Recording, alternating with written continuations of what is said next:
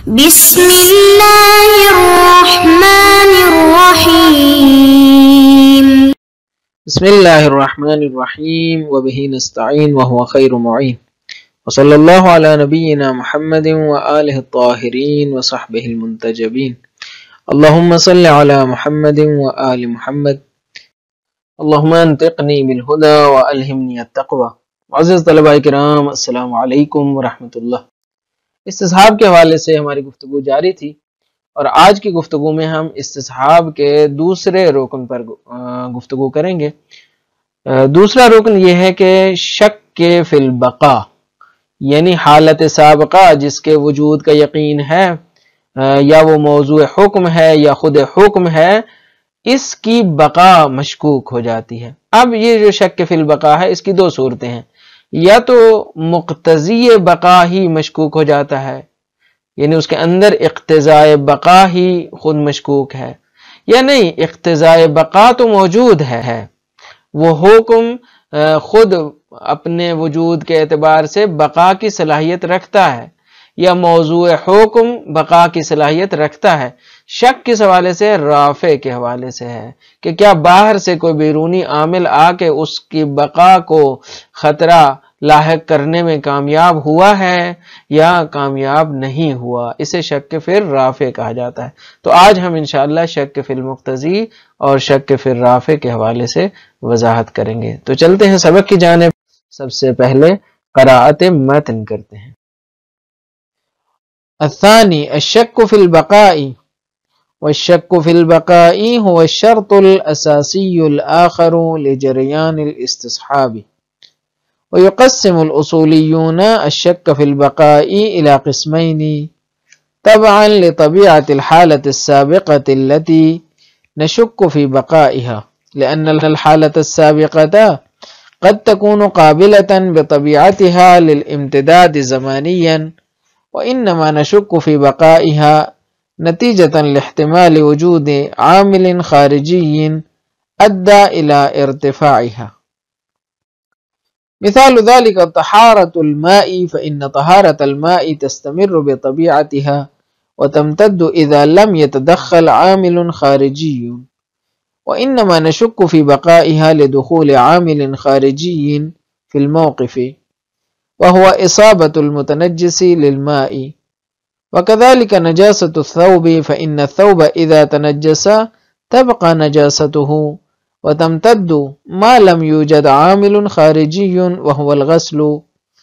ويسمى الشك في بقاء الحالة السابقة التي من هذا القبيل بالشك في الرافع، وقد تكون الحالة السابقة غير قادرة على الامتداد زمانيا، بل تنتهي بطبيعتها في وقت معين، ونشك في بقائها نتيجة لاحتمال انتهائها بطبيعتها دون تدخل عامل خارجي في الموقف. مثاله نهار شهر رمضان الذي يجب فيه الصوم، إذا شك الصائم في بقاء النهار فإن النهار ينتهي بطبيعته ولا يمكن أن يمتد زمانيا. فالشك في بقائه لا ينتج عن احتمال وجود عامل خارجي، وإنما هو نتيجة لاحتمال انتهاء النهار بطبيعته واستنفاده لطاقته وقدرته على البقاء. ويسمى الشك في بقاء الحالة السابقة التي من هذا القبيل بالشك في المقتضي، لأن الشك هو في مدى اقتضاء النهار واستعداده للبقاء۔ یہ تو عبارت تھی جو قرأت ہو چکی، اب چلتے ہیں اہم ترین نکات کی جانب۔ گزشتہ سبق میں عرض ہو چکا کہ استصحاب کے بنیادی طور پر 3 ارکان ہیں یا 3 شرائط ہیں۔ سب سے پہلا رکن یا پہلی شرط جو ہے وہ حالت سابقہ یقینی کا وجود ہے۔ اس پر بحث ہو چکی کہ حالت سابقہ یا تو اس میں موضوع حکم حالت سابقہ ہوتی ہے یا خود حکم حالت سابقہ ہوتا ہے۔ تو اس حالت سابقہ میں یا حکم قرار پاتا ہے تو اس میں ہم استصحاب حکمی کرتے ہیں، یا پھر حالت سابقہ کیا ہے؟ موضوع حکم ہے، یا حکم ہے یا کیا ہے؟ موضوع حکم ہے۔ تو اس حوالے سے اختلاف بھی تھا۔ اور شہید کی رائے بھی ہم نے بیان کر دی۔ دوسری شرط پہ آج ہم گفتگو کریں گے، اور وہ ہے بقا میں شک، یعنی دوسرا جو رکن ہے استصحاب کا وہ یہ ہے کہ ہمارے لیے بقا جو ہے وہ مشکوک ہو۔ اب اور تیسری جو صورتحال ہے وہ یہ ہے کہ وحدت کیا ہو، موضوع پائی جائے۔ تیسری شرط کی طرف فعلاً نہیں بڑھ رہے، فی الحال آج کے سبق میں ہم دوسری شرط پر گفتگو کریں گے۔ استصحاب کا دوسرا رکن یا دوسری شرط جیسے عرض ہوا وہ ہے بقا میں شک کا ہونا۔ کیا مطلب یہ ہے کہ یعنی حالت سابقہ جو کہ مختلف اس کے مصادیق ہو سکتے ہیں، مثلا طہارت کا یقین ہے، نجاست کا یقین ہے، کہ جواز کا یقین ہے، جیسے جواز اقتدا مثلا بے فلان امام پیش نماز کے، کسی امام جماعت کے اس حوالے سے اقتدا کے بارے میں جواز کا یقین تھا کہ کل تک تو یہ عادل تھا تو اب یقین ہے، آج جو ہے وہ مشکوک ہے، تو پھر استصحاب جاری کریں گے۔ یا مثلا کسی فعل کی حرمت کا پہلے یقین تھا، اب ہمیں شک ہو گیا۔ بہرحال مختلف قسم کے حالات سابقہ ہیں، تو اب اس میں سوال کیا ہے کہ یہاں پہ شک ہے کہ کیا یہ حالت سابقہ ابھی بھی باقی ہے یا نہیں ہے، طہارت تھی اب بھی طاہر ہے یا نہیں ہے، نجاست تھی اب بھی نجس ہے یا نہیں ہے، اقتداء نماز بالصلاۃ جائز تھا اب بھی جائز ہے یا نہیں ہے، فلان فعل حرام تھا آیا اب بھی حرام ہے یا نہیں ہے۔ تو یہ دوسرا رکن ہے استصحاب کا۔ اس حوالے سے جو بحث ہے نا وہ یہ ہے کہ یہ جو بقا مشکوک ہے، اس میں دو قسم کے شک ہیں۔ بقا جو کہ مشکوک قرار پاتی ہے، اس کی وجہ جو ہے وہ دو طرح کی چیزیں ہو سکتی ہیں۔ پہلی وجہ یہ ہے کہ خود حکم کے اندر یا موضوع حکم کے اندر اقتضاء بقا موجود ہے۔ پہلی صورت یہ ہے کہ اقتضاء بقا موجود ہے موضوع یا حکم کے اندر۔ شک کہاں پہ ہے؟ رافع میں ہے، یا رافع کی رافعیت میں شک ہے، یا خود رافع کے وجود میں شک ہے۔ یہ دونوں صورتیں ہو سکتی ہیں۔ بس شک کے پھر رافع کی دو صورتیں ہو سکتی ہیں، جیسے گزشتہ سبق میں بھی عرض ہوا کہ یہاں پہ ایک مرتبہ رافعیت میں شک آ جاتا ہے، ایک مرتبہ خود رافع کے وجود میں شک آ جاتا ہے۔ مثلا گزشتہ اس سبق میں بھی ہم نے مثال دی تھی کہ مثلا اگر طہارت کیا ہے؟ طہارت یہاں پہ کیا ہے؟ طہارت ایک حکم ہے جو حالت سابقہ رکھتا ہے۔ شک کس میں ہے؟ طہارت کی رافعیت، ایک مرتبہ رافعیت میں شک ہے، مثلا لقاء متنجس کا یقین ہے لیکن اس کی رافعیت میں شک ہے۔ دوسری صورت کیا ہے کہ قطرہ خون، یہاں پہ قطرہ خون کی رافعیت یقینی ہے، یعنی یہ رافع ہونا اس کا یقینی ہے، رافع تو ہے لیکن شک کس میں ہے؟ وجود میں ہے، وجود رافع میں ہے۔ بس یا رافعیت میں شک ہے یا وجود رافع میں شک ہے۔ یہ دوسری صورت، یہ پہلی صورت ہو گئی۔ دوسری صورت کیا ہے؟ دوسری صورت یہ ہے کہ موضوع یا حکم کے اندر خود اقتضاء بقا ہی موجود نہیں ہے، خود حکم کے اندر یا موضوع حکم کے اندر اقتضاء ہی سرے سے موجود نہیں ہے۔ وہاں پہ اقتضاء موجود تھا، طہارت باقی رہنی تھی، اگر رافع نہ آتا یا ایسی چیز کی جس کے رافعیت میں شک ہے یہ نہ آتی، یعنی یا رافع کے وجود کا یقین مشکوک نہ ہو جائے، تو اقتضاء موجود ہے، لیکن دوسری صورت میں اقتضاء بقا ہی موجود نہیں ہے۔ مثالیں دیکھتے ہیں۔ مثلا حکم کی پہلی مثال میں دیکھتے ہیں کہ جہاں پہ یہ حکم یا موضوع کے اندر رافعیت میں شک ہے یا رافع میں شک ہے۔ مثلا طہارت لباس، اس کے اندر اقتضاء موجود ہے، آپ مثلا ایک لباس کو ہفتوں تک یا مہینوں تک کیا کر سکتے ہیں؟ پہن سکتے ہیں، اس کے اندر اگر اس پہ نجاست نہ آئے تو آپ پہن سکتے ہیں، اس کے اندر تو کبھی یعنی ایسا بھی ہو سکتا ہے پوری زندگی آپ ایک لباس پہنے اور اس کے اوپر نجاست نہ آئے، لہٰذا اقتضاء بقا تو موجود ہے، پوری زندگی کے لیے بھی وہ پاک رہ سکتا ہے۔ شک کہاں پہ ہے کہ کیا نجاست طاری ہوئی ہے یا نہیں ہوئی، لہٰذا شک کی یہ وجہ ہے۔ اس کو کہتے ہیں رافع میں شک۔ دوسرا کیا ہے؟ موضوع حکم یا حکم کے اندر اقتضاء بقا ہی موجود نہیں ہے۔ مثال یہ ہے کہ مثلا روزے پر باقی رہنے کے وجوب میں شک ہے۔ ماہ رمضان ہے، آپ نے روزہ رکھا اور آپ کو شام کے وقت شک ہوتا ہے کہ ابھی بھی میں روزے پر باقی رہوں یا نہ رہوں۔ کیوں؟ یہ شک کیوں ہوتا ہے؟ اس کی وجہ یہ ہے کہ دن کا اختتام ہوا ہے یا نہیں ہوا، کیونکہ قرآن نے کہا اتم الصیام الی اللیل، رات تک آپ نے روزہ رکھنا ہے۔ اب ہمیں جو شک ہے وہ اس وجہ سے ہے کہ کیا دن اختتام تک پہنچا ہے، رات ہوئی ہے یا نہیں ہوئی، لہذا جب اس بارے میں شک ہے تو کیا ہے؟ اقتضاء میں شک ہے۔ علت شک کیا ہے؟ کہ اقتضاء بقا ہی مشکوک ہے۔ ایسا نہیں ہے کہ دن کو خاتمے کے لیے کوئی اور چیز آتی ہے جو اس کو رات میں بدلتی ہے، نہیں، دن کا ایک اپنا اقتضاء ہے، وہ کیا ہے؟ سورج یہ جب غروب ہو جاتا ہے تو اقتضاء ہی ختم ہو جاتا ہے، لہذا سورج کا غروب ہونا اقتضاء کو ختم کر دیتا ہے۔ تو ہمیں خود اقتضاء میں شک ہے کہ آیا غروب ہوا ہے یا نہیں ہوا، آیا سورج غروب ہوا ہے یا نہیں ہوا، سورج ڈوبا ہے یا نہیں ڈوبا، لہذا جب سورج غروب ہوا ہے یا نہیں ہوا تو اس کا مطلب اقتضاء بقا ہی مشکوک ہے۔ پس ہم نے دوسرے رکن پر گفتگو کی اور بتایا کہ یہاں پہ شک کی دو وجوہات ہو سکتی ہیں، یا تو اس کے اندر اقتضاء موجود ہے، رافع میں شک ہے، یا رافع کی رافعیت میں شک ہے، یہ دو صورتیں ہیں۔ دوسری صورت یہ ہے کہ نہیں، اقتضاء ہی سرے سے موجود نہیں ہے، اس کی مثال بھی عرض کر دی۔ پہلی جو صورت ہے اس کو شک فی الرافع کہتے ہیں، دوسری جو صورت ہے اس کو شک فی المقتضی کہا جاتا ہے۔ یہ تھے اہم نکات، اب چلتے ہیں وضاحت متن کی جانب۔ الاستصحاب کے عنوان کے تحت بحث جاری تھی۔ دوسرا جو رکن ہے یا دوسری جو شرط ہے وہ ہے الشک فی البقا، بقا کے حوالے سے شک ہے۔ حالت سابقہ چاہے وہ موضوع حکم ہو یا خود حکم ہو، اس کی بقا میں شک ہے۔ کہتے ہیں وَالشَّكُّ فِي الْبَقَاءِ هُوَ الشَّرْطُ الْأَسَاسِيُّ الْآخَرُ لِجَرَيَانِ الْاسْتِصْحَاب، استصحاب کے جاری ہونے کے لیے دوسری جو بنیادی شرط ہے، شرط اساسی بنیادی شرط ہے، وہ ہے بقا میں شک۔ کہتے ہیں وَيُقَسِّمُ الْأُصُولِيُّونَ الشَّكَّ فِي الْبَقَاءِ إِلَى قِسْمَيْن، اصولیوں نے شک فی البقاء کو دو قسموں میں تقسیم کیا ہے۔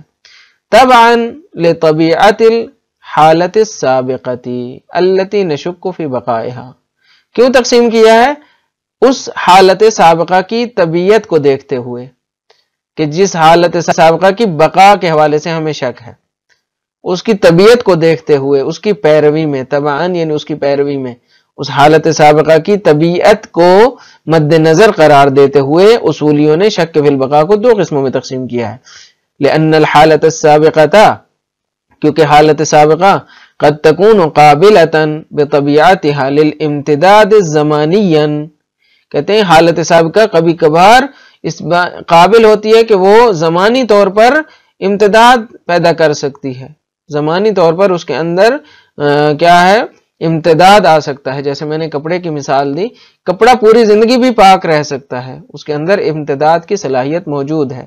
وَإِنَّمَا نَشُكُّ فِي بَقَائِهَا، پھر بقا میں کیوں شک ہوتا ہے؟ کیوں شک ہے کہ یہ کپڑا پاک رہا ہے یا نہیں رہا؟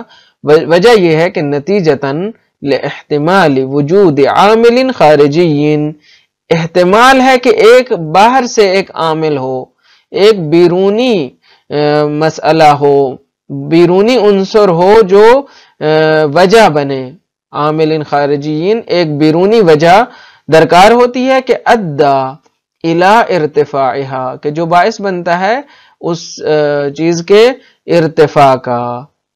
پس حالت سابقہ موجود رہتی ہے، فقط ایک باہر کا عامل آتا ہے جو اس حالت سابقہ کو مرتفع کرتا ہے۔ ہا کی ضمیر حالت سابقہ کی طرف پلٹ رہی ہے۔ مثال ذالک طہارت الماء، مثال دیجئے جی۔ کہتے ہیں مثال یہ ہے کہ جس طرح پانی کا پاک ہونا، فإن طہارت الماء تستمر بطبیعتها وتمتد اذا لم يتدخل عامل خارجی، کہتے ہیں کہ پانی کا پاک ہونا اپنی طبیعت کے حساب سے مستمر اور ممتد چیز ہے، اس کے اندر امتداد کی صلاحیت موجود ہے، ہاں مگر یہ کہ اس کے اندر ایک خارجی عامل آ کر دخالت کرے تو پھر اس صورت میں وہ صلاحیت استمرار نہیں رکھتا۔ انما نشک وانما نشک فی بقائها لدخول عامل خارجی فی الموقف، کہتے ہیں ہمیں اس کی بقا کے حوالے سے شک ہے کیونکہ عامل خارجی داخل ہوا ہے فی الموقف، یعنی اس مسئلے میں۔ وہ ہوا کیا ہے وہ عامل خارجی؟ کہتے ہیں اصابت المتنجس للماء، وہ ہے پانی کے اندر متنجس چیز کا اصابت کرنا، پانی کے اندر متنجس چیز کا اصابت کرنا۔ فرماتے ہیں وَكَذَلِكَ نَجَاسَةُ الثَّوْبِ، اسی طرح دوسری مثال لے لیں نجاست ثوب، ٹھیک ہے، نجاست ثوب یعنی کپڑے کا نجس ہونا، فَإِنَّ الثَّوْبَ إِذَا تَنَجَّسَ تَبْقَى نَجَاسَتُهُ، جب ایک کپڑا نجس ہو جاتا ہے تو اس کی نجاست پھر باقی رہتی ہے، وہ خود بخود تو وہ ختم نہیں ہو سکتی، وَتَمْتَدُّ، اور وہ ممتد رہتی ہے، امتداد یعنی کشش کو کہتے ہیں، امتداد جاری رہنے کو کہتے ہیں۔ مَا لَمْ يُوجَدْ عَامِلٌ خَارِجِيٌّ، جب تک کہ ایک بیرونی عامل، بیرونی عنصر، بیرونی محرک یا وجہ موجود نہیں ہوتی جو اس کو کیا کرے، ختم کرے۔ وَهُوَ الْغَاسِلُ، وہ کیا ہے کہ جو نجاست کو ختم کرتی ہے؟ کہتے ہیں غاسل ہے، دھونا ہے، ٹھیک ہے، اگر آپ دھو لیتے ہیں تو پھر کیا ہو جاتا ہے، وہ ختم ہو جاتی ہے۔ وَيُسَمَّ الشَّكُّ، اب یہ ہم نے وضاحت کر دی مثال کی روشنی میں کہ یہاں پہ امتداد کی صلاحیت موجود ہوتی ہے، باہر سے ایک عامل آتا ہے جو اس کو کیا کرتا ہے، اس کی بقا کو مشکوک قرار دیتا ہے۔ کہتے ہیں اس قبیل کے وَيُسَمَّ الشَّكُّ فِي بَقَاءِ الْحَالَةِ السَّابِقَةِ الَّتِي مِنْ هَذَا الْقَبِيلِ بِالشَّكِّ فِي الرَّافِعِ، کہتے ہیں اس حالت سابقہ کی بقا میں جو شک ہوتا ہے جو اس قبیل سے ہوتا ہے اس کو کہا جاتا ہے شک فی الرافع، یعنی رافع میں شک ہے۔ وقد تكون الحالة السابقة غیر قادرة على الامتداد زمانيا، کہتے ہیں کبھی کبھار حالت سابقہ قادر نہیں ہوتی اس بات کے اوپر کہ وہ زمانی طور پر امتداد پیدا کر سکے، زمانی طور پر اس کے اندر صلاحیت ہی نہیں ہوتی کہ وہ کش پیدا کرے، وہ کیا کرے، جریان پیدا کرے، وہ باقی رہے، اس کے اندر یہ صلاحیت نہیں ہوتی، بلکہ کیا ہوتا ہے، تنتہی بطبیعتها فی وقت معین، بلکہ وہ خود بخود ختم ہو جاتی ہے، ایکسپائر ہو جاتی ہے، جس طرح پاسپورٹ ہوتے ہیں، پاسپورٹ خود بخود 5 سال بعد یا 10 سال بعد جو اس کی لمٹ ہے وہ ایکسپائر ہو جاتا ہے، اس کے اندر صلاحیت ہی نہیں ہے کہ وہ خود باقی رہ سکے۔ اسی طرح بہت سی چیزیں ہیں کہ جن کا وقت معین ہوتا ہے، گولی آپ خریدتے ہیں، ٹیبلٹ لیتے ہیں، وہاں پہ اس کے اوپر لکھا ہے یہ ایکسپائری ڈیٹ ہے، اس کے اندر صلاحیت ہی نہیں کہ اس سے آگے وہ پھر جاری رہ سکے، اس لیے کہ وہ اس کا ٹائم معین ہے۔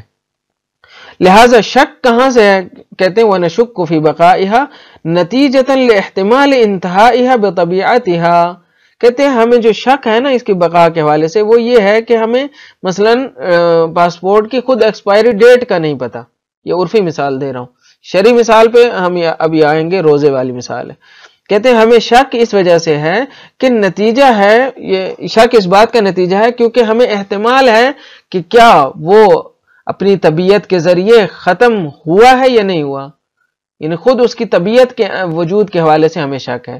دون تدخل عامل خارجی فی الموقف، اس مسئلے میں عامل خارجی یعنی بیرونی عامل کے تدخل کے حوالے سے کوئی شک نہیں ہے، بلکہ خود اس کے اندر استمرار کے اندر خود اس کی طبیعت کے حوالے سے شک ہے کہ کیا وہ ختم ہوا ہے یا نہیں ہوا، یعنی کیا اس کی جو طبیعت ہے، مثلا ابھی جو دن والی مثال ہے اس میں غروب عامل ہے نا، اندرونی مقتضی ہے، یعنی طلوع سورج، معذرت غروب کہہ گیا، سورج مقتضی ہے دن کے بقا کا، اب خود شک ہے کہ سورج باقی ہے یا نہیں ہے، لہٰذا یہ ہے انتہائها بطبیعتها، یعنی طبیعت حالت سابقہ کے انتہا میں شک ہے، نہ کہ باہر سے کسی چیز کے طاری ہونے میں۔ مثال ہو، اس کی مثال کیا ہے، نہار و شہر رمضان، یہاں پہ موضوع حکم کی مثال دے رہے ہیں، نہار و شہر رمضان، ماہ رمضان کا دن، یہ موضوع حکم ہے۔ حکم کیا ہے؟ الذی یجب فیہ الصوم، حکم یہ ہے کہ روزہ اس کے اندر واجب ہوتا ہے، ماہ رمضان کے اندر روزہ واجب ہے، لہٰذا وجوب صوم حکم ہو گیا۔ اس کا جو موضوع ہے وہ کیا ہے؟ نہار و شہر رمضان، یہ موضوع حکم ہے۔ اب ہمیں شک موضوع کے حوالے سے ہے، اذا شک الصائم فی بقاء النہار، ہمیں شک ہے کہ کیا دن باقی ہے تاکہ میرے روزے کا وجوب باقی رہے، یا دن ختم ہو چکا ہے لہٰذا میرا روزہ باقی نہیں ہے، روزے کا وجوب باقی نہیں ہے۔ کہتے ہیں فَإِنَّ النَّهَارَ يَنْتَهِي بِطَبِيعَتِهِ وَلَا يُمْكِنُ أَن يَمْتَدَّ زَمَانِيًّا، کہتے ہیں نہار یعنی دن اپنی طبیعت کی وجہ سے ختم ہو جاتا ہے، یعنی اس کی جو طبیعت ہے وہ یہی ہے کہ اس نے اپنی جگہ دن رات کو دے دینی ہے۔ کب دینی ہے؟ جب غروب ہو جاتا ہے۔ وَلَا يُمْكِنُ، اور ممکن ہی نہیں ہے کہ ایک جگہ پہ ٹھہر جائے، امتداد زمانی اس کے لیے ممکن نہیں ہے، اس نے قطعاً ختم ہو جانا ہے۔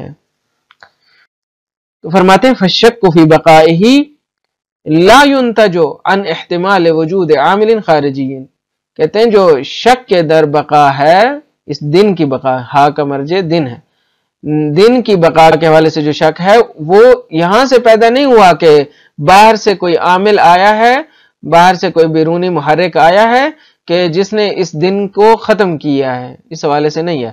وَإِنَّمَا هُوَ نَتِيجَةٌ لِاحْتِمَالِ انتہاء النَّهَارِ بِطَبِيعَتِهِ، بلکہ اس کا یہ شک اس چیز کا نتیجہ ہے کیونکہ میں احتمال دے رہا ہوں کہ دن خود ختم ہوا ہے بِطَبِيعَتِهِ، اپنی طبیعت کی وجہ سے، میں احتمال یہ دے رہا ہوں کہ اب سورج غروب ہو چکا ہے، لہٰذا خود اس کے اندر مقتضی کے حوالے سے ہمیں شک ہے۔ نتیجۃ لاستنفاده لطاقته، یہ نتیجہ ہے اس احتمال کا کہ اس کی اپنی طاقت ختم ہو چکی ہے، کیونکہ اس کی طاقت سورج سے ہے۔